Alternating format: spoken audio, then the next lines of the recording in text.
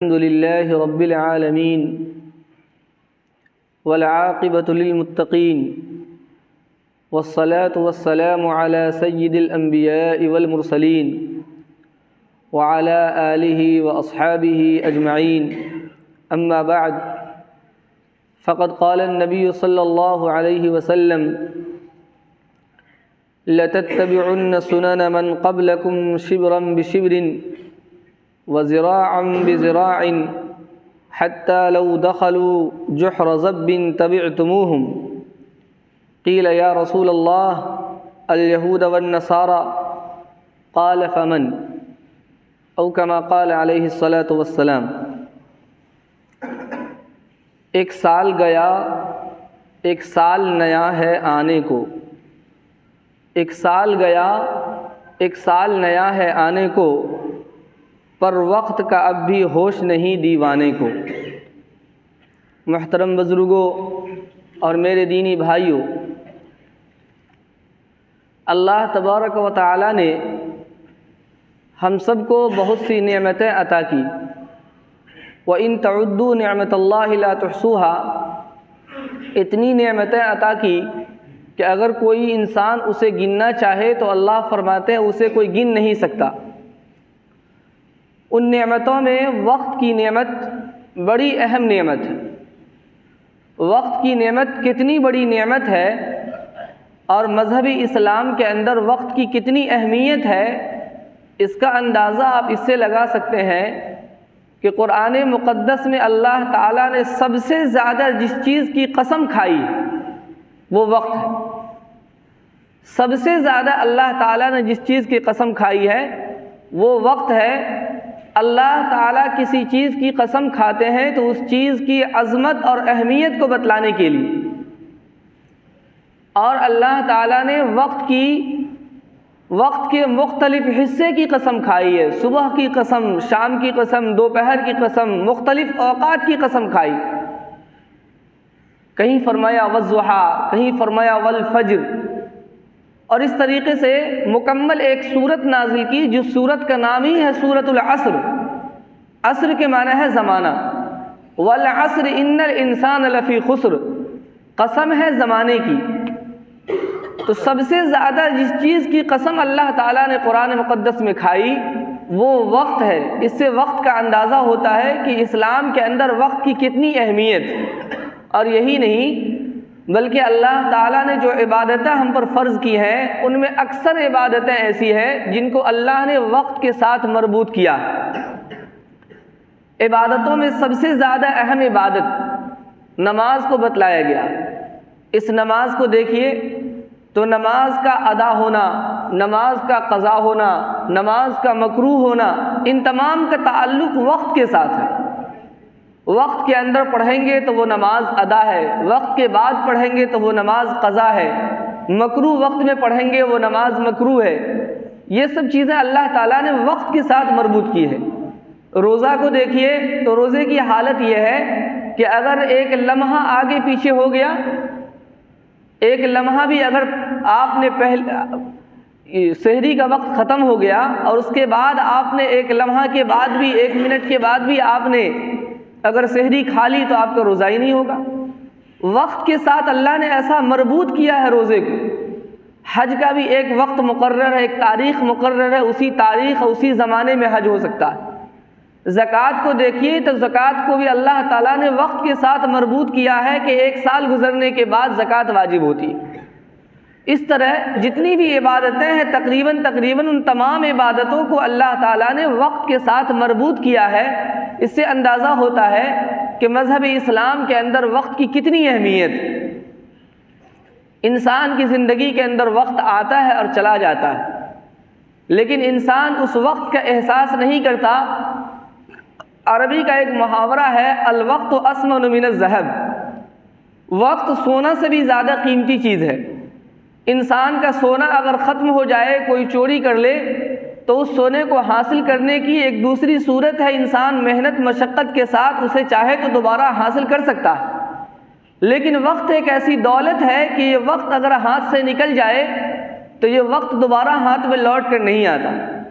اس لیے حدیث شریف کے اندر اللہ کے نبی صلی اللہ علیہ وسلم نے فرمایا کہ قیامت کے میدان میں جب انسان جائے گا تو اس سے اس کے عمر کے بارے میں سوال ہوگا، عن عمرہ عن شبابہ، اس کے عمر کے بارے میں پوچھا جائے گا، اس کی جوانی کے بارے میں پوچھا جائے گا، تم نے جوانی کہاں ضائع کی، کہاں استعمال کیا، اپنی زندگی کے اوقات کہاں تم نے ضائع کی، ان سب کے بارے میں پوچھا جائے گا۔ قیامت کے دن جب انسان اللہ کے سامنے حاضر ہوگا تو انسان کہے گا اللہ سے کہ اللہ کاش کہ آپ ہمیں دوبارہ دنیا میں بھیج دیتے کہ میں نیک عمل کر کے آ جاتا۔ اللہ تعالیٰ اس وقت فرمائیں گے اولم نعمرکم ما یتذکر فیہ من تذکر وجاءکم النذیر، کیا میں نے تمہیں اتنا وقت نہیں دیا تھا کہ تم دنیا میں اگر چاہتے تو اچھے عمل کر کے آ سکتے تھے، لیکن ہم نے جو وقت تمہیں دیا تھا اس کو تم نے استعمال نہیں کیا، اب وقت دوبارہ دینے کی کوئی صورت نہیں، اب تمہیں دوبارہ وقت نہیں مل سکتا۔ تو اسلام کے اندر وقت کی بڑی اہمیت ہے، اور اسلام کے اندر وقت کی اتنی اہمیت کہ عبادتوں کو اس کے ساتھ مربوط کیا گیا۔ بار بار اللہ تعالیٰ نے قرآن کریم میں وقت کی قسم کھا کر کے اس کی عظمت اور اس کی اہمیت کو بتلا دی، لیکن اس کے باوجود وہ قوم جو اسلام کو ماننے والی قوم ہے، وہ قوم جو قرآن کو ماننے والی قوم ہے، جو اپنے آپ کو مسلمان کہتی ہے، سب سے زیادہ وقت کا احساس اگر نہیں ہے تو اسے نہیں۔ یہ نیا سال آنے والا ہے، آج 31 دسمبر ہے، کل 1 جنوری ہے، جب یہ وقت ختم ہوگا، کل کی تاریخ آئے گی تو ہم مسلمان جشن منائیں گے، ہم مسلمان پٹاخے پھوڑیں گے، ہم مسلمان مبارکبادی دیں گے۔ وہ مسلمان جو قرآن کو مانتا ہے، جس کے قرآن کے اندر وقت کی اہمیت بتلائی گئی، اس کا مطلب ہے کہ اگر اہم چیز ہمارے ہاتھ سے ضائع ہو جائے تو ہم کو افسوس ہونا چاہیے۔ کسی آدمی کی گاڑی کھو جائے تو وہ افسوس کرتا ہے یا خوشیاں مناتا ہے؟ گاڑی قیمتی چیز ہوتی ہے۔ کسی کا گھر اگر گر جائے، بڑی محنت مشقت کے ساتھ بنایا تھا، اس کا گھر گر جائے تو وہ آدمی خوشی مناتا ہے یا غم مناتا ہے؟ کسی آدمی کے لاکھوں روپے چوری ہو جائے تو وہ آدمی خوشی مناتا ہے یا غم مناتا ہے؟ وہ آدمی یقیناً غم منائے گا اگر اللہ نے اسے عقل دیا ہے، اگر اس کے دل و دماغ کے اندر شعور ہے، انسان عقل مند انسان ہے، تو وہ ضرور اس بات پر افسوس کرے گا کہ ہماری ایک قیمتی چیز ہم سے کھو گئی، ایک قیمتی چیز ہم نے ضائع کر دی۔ افسوس کرے گا اور سوچے گا کہ اس کی تلافی کیسے کروں گا، وہ خوشی نہیں منا سکتا۔ مذہب اسلام کہہ رہا ہے کہ یہ وقت سب سے زیادہ قیمتی دولت ہے، وہ وقت ہم نے کھو دیا، لیکن پھر بھی ہم خوشی منائیں گے کہ گویا ہم نے 1 سال پا لیا۔ ہمارا ایمان ہے، ہمارا عقیدہ ہے کہ جب انسان ماں کے پیٹ کے اندر ہوتا ہے تو فرشتے اللہ تعالیٰ سے پوچھتے ہیں ما اجلہ، اے اللہ اس کی عمر کتنی لکھ دوں؟ فرشتے پوچھتے ہیں ما رزقہ، اس کی رزق کتنی لکھ دوں؟ دنیا میں کتنا کھائے گا اور کتنے دن زندہ رہے گا؟ اللہ تعالیٰ اسی وقت فیصلہ کر دیتے ہیں کہ دنیا میں جا کر کے اتنے سال، اتنے مہینے، اتنے ہفتے، اتنے دن اور اتنی گھڑی یہ زندہ رہے گا۔ ہم سب دنیا کے اندر آئے ہیں، اپنی زندگی، مقررہ زندگی لے کر آئے ہیں، اس سے نہ زیادہ جی سکتے ہیں نہ اس سے کم جی سکتے ہیں۔ اکبر الہ آبادی نے کہا ہے جب سال گرہ ہوئی تو عقدہ یہ کھلا یہاں اور گرہ سے 1 برس جاتا ہے۔ اکبر الہ آبادی نے کہا کہ جب 1 سال گزرتا ہے تو یہ بات سمجھ میں آتی ہے کہ ہر سال کے گزرنے سے 1 سال ختم ہوتا ہے، 1 سال بڑھتا نہیں۔ ایک انسان اللہ کے یہاں سے 50 سال کی زندگی لے کر آیا ہے، 15 سال کی عمر ہو گئی، اب وہ 16واں سال اس کا شروع ہوتا ہے تو اس کی زندگی سے 16 سال گھٹ رہے ہیں۔ 15 سال گھٹ چکے، 16واں سال شروع ہوا ہے، وہ آگے نہیں بڑھا، وہ پیچھے ہو گیا، اس کی زندگی کے 16 سال گھٹ چکے ہیں۔ لیکن ہم یہ سمجھتے ہیں کہ 1 جنوری آ گئی تو مجھے کوئی دولت مل گئی۔ اللہ کے بندو، میرے نوجوان بھائیوں، ہمیں دولت نہیں ملتی ہے، ہماری دولت چھن جاتی ہے۔ ہمیں جو اللہ نے وقت کی دولت دی تھی، 50 سال کی جو دولت دی تھی، اس 50 سال کی دولت میں سے 1 سال کی دولت گھٹ گئی۔ اب سوچئے کہ جو لوگ اس سال، نئے سال کے آنے پر خوشی مناتے ہیں، وہ کس اعتبار سے مناتے ہیں؟ یہ خوشی منانے کا کیا وقت ہے، کیا موقع ہے؟ وہ قوم جو اسلام کو مانتی ہے اور قرآن کو پڑھتی ہے اور قرآن کو جانتی ہے اور سمجھتی ہے کہ قرآن کریم میں اللہ نے وقت کی اہمیت بتلائی اور وقت سونا چاندی سے بھی قیمتی دولت ہے، وہ وقت ہماری زندگی سے چھن رہا ہے، جا رہا ہے، پھر بھی ہم خوشی منا رہے ہیں۔ یہ انتہائی حماقت کی بات ہے، اور یہ یہود و نصارہ کی اندھی تقلید کی بات ہے۔ ہمارے نبی جناب محمد رسول اللہ صلی اللہ علیہ وسلم نے فرمایا تھا لَتَتَّبِعُنَّ سُنَنَ مَنْ قَبْلَكُمْ شِبْرًا بِشِبْرٍ وَذِرَاعًا بِذِرَاعٍ۔ آپ نے فرمایا تھا کہ ہماری امت کے لوگ آنے والے زمانے میں پہلی قوموں کی اور پہلی امتوں کی پیروی کرے گی، اس کی تقلید کرے گی، اس کے نقش قدم پر چلے گی۔ فرمایا حَتَّى لَوْ دَخَلُوا جُحْرَ ضَبٍّ، یہاں تک کہ اگر پہلے کے قوموں نے، پہلے کی امتوں نے اپنی حماقت، اپنی نادانی اور اپنی بے وقوفی کی وجہ سے اگر پچھلی قوم کسی گوہ کے بل میں گھسنے کی کوشش کی ہوگی تو میری امت کے لوگ بھی ایسا ہی کریں گے، تبعتموہم، ان کی پیروی کریں گے۔ اگر ان لوگوں نے اپنی حماقت کی وجہ سے کسی بل کے اندر گھسنے کی کوشش کی تو ہماری امت کے لوگ بھی سوچیں گے میں بھی اس بل میں گھس کر دیکھتا ہوں، اور وہ بھی بل میں گھسنے کی کوشش کریں گے۔ صحابہ کرام نے کہا یا رسول اللہ الیہود والنصارہ، اے اللہ کے رسول کیا یہ لوگ جو پچھلی امت ہے اس سے کیا مراد ہے؟ یہود و نصارہ ہیں۔ آپ نے فرمایا فمن، تو کون ہو سکتا؟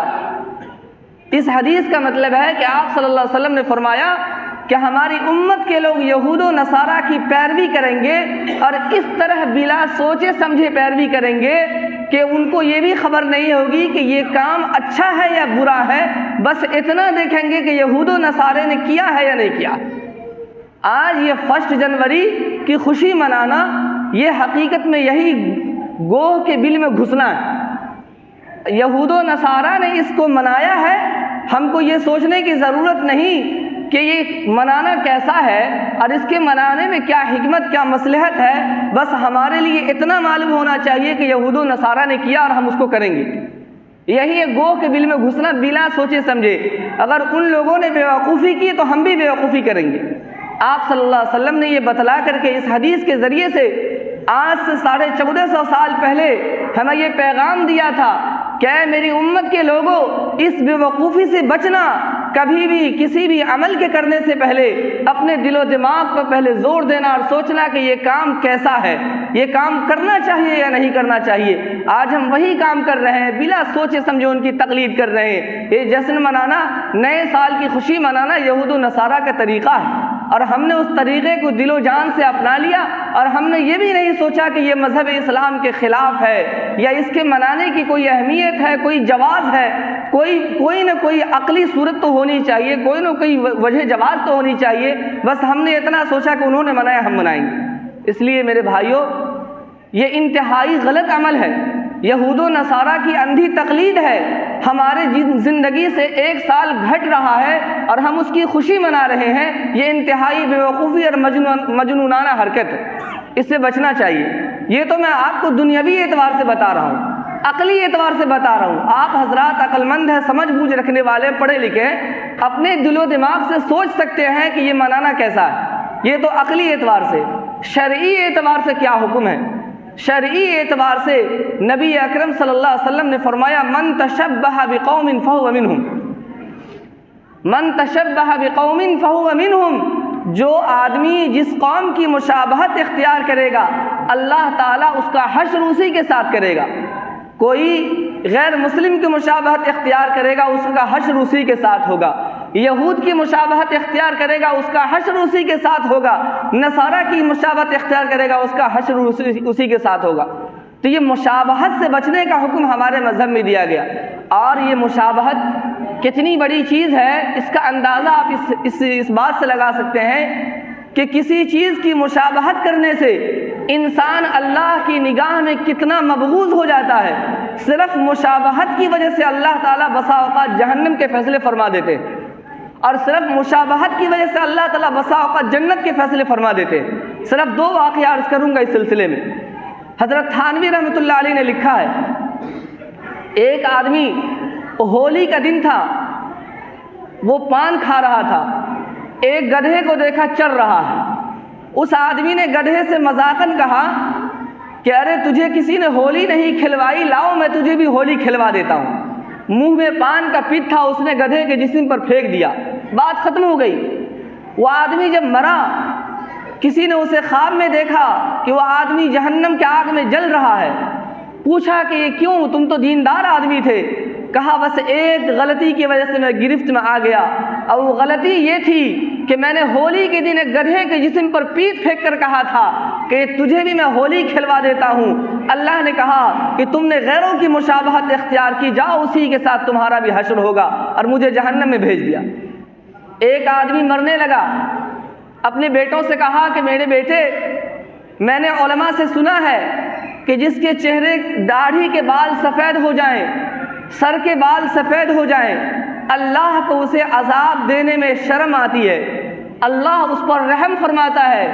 اس لیے ایسا کرو کہ میرے چہرے کے بال تو سفید نہیں ہیں، داڑھی کے بال تو سفید نہیں ہے، سر کے بال تو سفید نہیں ہے، لیکن میں مر رہا ہوں، ایسا کرنا کہ میرے مرنے کے بعد میرے داڑھی کو اور میرے سر کے بال کو تم کسی چیز سے رنگ دینا، آٹے سے، یا اس زمانے میں جو چیز رہی ہوگی اس سے اس کو سفید بنا دینا۔ میں ویسا بن تو نہیں سکتا، مشابہت تو اختیار کر سکتا ہوں۔ چنانچہ ان کے بیٹوں نے وصیت کے مطابق عمل کیا۔ جب مرا تو فرشتے نے سوال کیا، انہوں نے جواب دیا کہ میں نیک تو نہیں بن سکتا تھا، نیک کی صورت بنا کر لایا ہوں کہ اللہ کہیں بخش دے۔ اللہ فرماتے ہیں کہ اس کو بخش دو۔ کسی آدمی نے خواب میں دیکھا جنت کے اندر ہے، پوچھا تو اس نے اپنا ماجرا بیان کیا کہ اللہ نے پوچھا مجھ سے کہ تم نے ایسا کیوں کیا؟ میں نے کہا اللہ میں نیک تو نہیں تھا، نیکوں کی مشابہت اختیار کی۔ اللہ نے فرمایا کہ جاؤ میرے نیک بندے کی مشابہت اختیار کی، تیرے ساتھ بھی نیکوں جیسا معاملہ ہوگا، جاؤ تجھے بھی میں نے بخش دیا۔ اور یہ روایت تو، یہ تو خواب کی بات تھی، یہ روایت تو بڑی مشہور ہے کہ اللہ کے نبی صلی اللہ علیہ وسلم نے فرمایا کہ رو کر کے دعا مانگو، اگر تمہیں رونا نہیں آتا تو رونے والوں جیسی شکل بنا لو۔ اس لیے کہ اگر رونا نہیں آتا تو رونے والوں جیسی شکل بنا لو گے تو اس شکل پر بھی اللہ بخش دیتا ہے، اس شکل پر بھی اللہ قبول فرما لیتا ہے۔ سوچئے مذہب اسلام کے اندر مشابہت کی کتنی اہمیت ہے کہ صرف مشابہت کی وجہ سے اللہ کبھی کبھی جنت کے فیصلے فرماتا ہے اور کبھی کبھی جہنم کے فیصلے فرماتا ہے، اور ہماری حالت یہ ہے کہ ہم بلا سوچے سمجھے یہود و نصارہ کی مشابہت اختیار کر رہے ہیں، نئے سال کا جشن منا رہے ہیں۔ مذہب اسلام مشابہت سے بچنے کا کس قدر حکم دیتا ہے، اس کا اندازہ آپ اس بات سے لگائیں کہ مذہب اسلام کے اندر اللہ تعالیٰ نے نماز پڑھنے کا حکم دیا ہے، لیکن آپ جانتے ہیں سورج نکل رہا ہو، سورج ڈوب رہا ہو، یا درمیان میں سورج ہو جس کو زوال کا وقت کہتے ہیں، اس وقت میں مذہب اسلام نے نماز پڑھنے سے منع کیا۔ کیوں منع کیا؟ کیا اس وقت میں اللہ کی عبادت صحیح نہیں؟ اللہ تعالیٰ نے اس وقت عبادت سے صرف اور صرف اس لیے منع کیا کہ اس وقت میں جو سورج پرست لوگ ہیں، آفتاب پرست لوگ ہیں، وہ لوگ اپنے سورج کی، آفتاب کی پوجا کرتے ہیں۔ اللہ کے نبی صلی اللہ علیہ وسلم نے فرمایا کہ اے لوگوں، اس وقت میں ایک دوسری قوم اپنے اللہ کے علاوہ، اپنے معبود کے علاوہ سورج کی پوجا کرتے ہیں، تم اس وقت اللہ کی عبادت نہ کرو کہ تمہاری عبادت اس کی عبادت سے مشابہ ہو جائے گی۔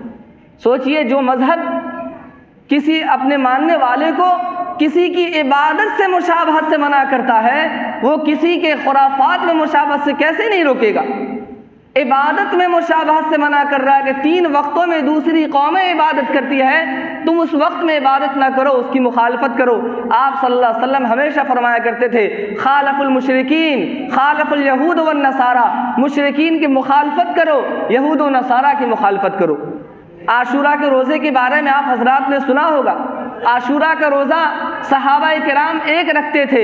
آپ صلی اللہ علیہ وسلم کو معلوم ہوا کہ یہودی بھی ایک روزہ رکھتے ہیں، آپ نے فرمایا یہودیوں کی مخالفت کرو، اور وہ ایک روزہ رکھتے ہیں تو تم 2 روزے رکھو تاکہ اس کی مخالفت ہو جائے۔ عبادت میں مخالفت کہہ رہے ہیں، عبادت کے اندر بھی مخالفت کرو، عبادت میں ہماری مشابہت نہیں ہونی چاہیے اس کے ساتھ۔ روزے کے بارے میں فرمایا کہ افطار جلدی کیا کرو، اس لیے کہ اس زمانے میں اہل کتاب افطار تاخیر سے کیا کرتے تھے، آپ نے فرمایا اس کی مخالفت کرو اور افطار جلدی کرو۔ ہماری مشابہت روزے کے اندر بھی اہل کتاب سے نہیں ہونی چاہیے۔ آپ صلی اللہ علیہ وسلم نے مجوسیوں کو دیکھا کہ وہ اپنی داڑھی مونڈتے تھے، آپ نے فرمایا اے لوگو داڑھی بڑھاؤ، مجوسی کا طریقہ ہے داڑھی کو منڈانا۔ ایرانیوں کو دیکھا کہ اپنے پاجامے، اپنے ازار کو ٹخنے سے نیچے لٹکاتے تھے، آپ نے فرمایا ان کی مخالفت کرو، اپنے پاجامے اور اپنے ازار کو ٹخنے سے اوپر کیا کرو، ہم اس کی مشابہت اختیار نہیں کریں گے۔ عرب کے اندر اس زمانے کے اندر جب ابتدائی اسلام تھا، اس زمانے میں عرب میں بعض قومیں صرف ٹوپی پہنا کرتی تھی اور بعض قومیں صرف پگڑی لگایا کرتی تھی۔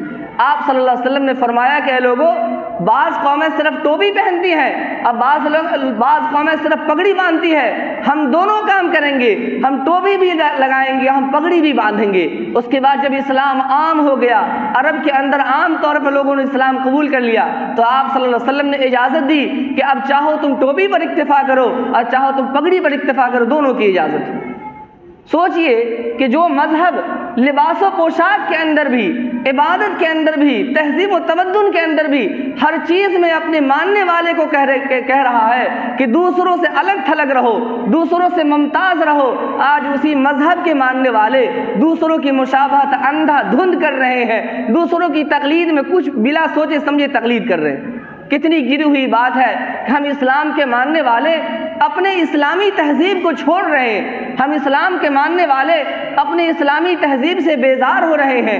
یاد رکھیے، چاہے آپ جتنا بھی کسی کو مان لیں، ہمیں کوئی بڑا مقام دینے والا نہیں۔ آج ہم سمجھتے ہیں کہ اگر ہم نے کسی کو ہیپی نیو ایئر کہہ دیا تو لوگ سمجھیں گے بڑے مہذب ہیں، اگر ہم نے کسی کو ہیپی نیو ایئر کہہ دیا تو لوگ سمجھیں گے بڑے مہذب ہیں، بڑے سمجھدار ہیں، پڑھے لکھے، اس لیے تو ہیپی نیو ایئر کہہ رہے ہیں۔ اور اگر ہم نے نہیں کہا تو لوگ کہیں گے لگتا ہے مولوی صفت انسان ہے۔ میرے بھائیوں، یہ ہیپی نیو ایئر کہنے کو تو چھوٹا سا جملہ ہے، آپ نے کہہ دیا، لیکن یہ اتنا بڑا پوائزن ہے اور اتنا بڑا زہر ہے جو آپ کے سارے اعمال کو غارت کر سکتے ہیں، آپ کو جہنم میں پہنچا سکتے ہیں۔ جیسا کہ میں نے کہا کہ ایک آدمی صرف پیٹ پھینک دیا مشابہت میں تو اللہ نے اس کے لیے جہنم کے فیصلے کر دیا۔ تو بولنے کے لیے تو چھوٹا سا جملہ ہے، لیکن دیکھیے آپ اپنے مذہب کی توہین کر رہے ہیں، رسول اللہ صلی اللہ علیہ وسلم کے فرمان کے خلاف کر رہے ہیں، آپ کا مذہب جو تعلیم دے رہا اس تعلیم کے خلاف دوسروں کا تقویت پہنچا رہے ہیں۔ تو یہ انتہائی غلط عمل ہے۔ میں خاص طور سے اپنے نوجوان ساتھیوں سے کہوں گا، آپ کو خوشی کے مواقع اور بھی ہیں، مذہب اسلام نے خوشی کے مواقع دیے ہیں، آپ ان خوشی کے موقع پر خوشیاں منائیے۔ یہ غیروں کا طریقہ ہے کہ نئے سال کا ہم جشن منائیں، غیروں کا تہوار ہو سکتا ہے، ہمارا تہوار نہیں ہے۔ کتنے افسوس کی بات ہے، دنیا کی کوئی قوم عید نہیں مناتی، کوئی قوم بقرعید نہیں مناتی، کوئی قوم عاشورے کے روزے نہیں رکھتی، کوئی قوم یوم عرفہ کا روزہ نہیں رکھتی، کوئی قوم رمضان کے روزے نہیں رکھتی، کوئی قوم شب قدر نہیں مناتی، کوئی قوم شب برات میں نہیں جاگتی، لیکن ایک ہم مسلمان ہیں، ہولی بھی منائیں، دیوالی بھی منائیں، کرسمس ڈے بھی منائیں، ہم سارے کے سارے تہوار منائیں۔ کیا ہم مسلمان صرف تہوار منانے کے لیے رہ گئے؟ ہمارے مذہب کے تہوار کو، ہمارے مذہب کے جشن کو دنیا کی کوئی قوم نہیں مناتی، لیکن ہم مسلمان دنیا کی ساری قوموں کے تہوار کو مناتے ہیں۔ کتنی گری ہوئی بات ہے کہ ہم مسلمانوں کو کیا اسلام نے تہوار نہیں دیا؟ کیا ہم مسلمانوں کو خوشی کے مواقع نہیں دیے؟ یہ تو وہ لوگ کرتے ہیں جس کے پاس اپنی کوئی چیز نہ ہو۔ سے اللہ نے سب کچھ دیا، وہ کیوں دوسرے کی طرف نظر اٹھائے گا؟ اسلام نے ہمیں سب کچھ عطا کیا ہے، اسلام نے ہماری زندگی کے کسی شعبے میں کمی نہیں چھوڑی، ساری زندگی ہماری مکمل ہے، اسلام کی تعلیمات مکمل ہے۔ اللہ تعالیٰ نے فرمایا الیوم اکملت لکم دینکم واتممت علیکم نعمتی، ہم نے تمہارے پر ساری نعمتیں مکمل کر دی، دین اسلام مکمل طور پر ہم نے دے دیا۔ اب ہمیں کس چیز کی ضرورت ہے، کس مذہب کی ضرورت ہے، کس تہذیب کی ضرورت ہے کہ ہم دوسرے کی تہذیب سے چندہ مانگتے پھریں؟ یہ انتہائی گری ہوئی بات ہے۔ اس لیے میرے بھائیوں، میری مؤدبانہ گزارش ہے کہ ہیپی نیو ایئر والا جو مسئلہ ہے، یہ ہیپی نیو ایئر والا جو زہر ہے، پوائزن ہے، اس پوائزن کو اپنی زندگی سے نکال دیجئے۔ اللہ تبارک و تعالی ہم سب کو کہنے سننے سے زیادہ عمل کی توفیق عطا فرمائے۔ وآخر دعوانا ان الحمد للہ رب العالمین۔